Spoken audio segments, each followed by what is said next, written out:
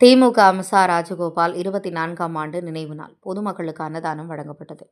சென்னை போரூர் பேரூராட்சி முன்னாள் தலைவர் மற்றும் நகரமன்ற செயலாளரான மிசா ராஜகோபால் 24ஆம் ஆண்டு நினைவு நாள் அவரது மகன் BKR மதன் குடும்பத்தினர் மற்றும் திமுகவினரால் அனுசரிக்கப்பட்டது. இதையொட்டி அப்பகுதியைச் சேர்ந்த ஏழை மக்களுக்கு அன்னதானம் வழங்கப்பட்டது. அத்துடன் மிசாவில் கைது செய்யப்பட்டு ஒரு வருடம் சிறையில் இருந்தபோது ராஜகோபால் அனுபவித்த கொடுமைகள் பற்றி அவரது குடும்பத்தினர் மற்றும் கட்சியினர் உருக்கமாக உரையாற்றினர். மேலும் திமுகவை சேர்ந்த மிசா ராஜகோபால் 24ஆம் ஆண்டு நினைவு நாளை முன்னிட்டு பொதுமக்களுக்கு அன்னதானம் வழங்கப்பட்டது குறிப்பிடத்தக்கது.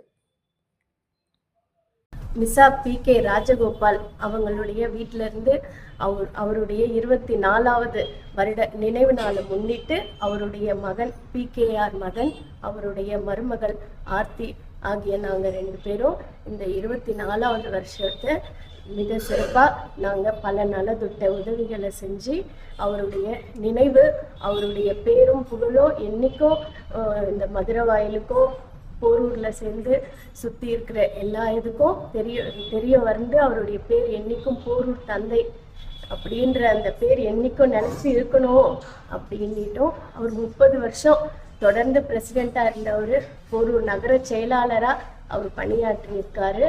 அவர் மிசான்ற கொடுமையான சட்டத்தில் 1 வருடம் முழுக்க சிறை சென்றவர்.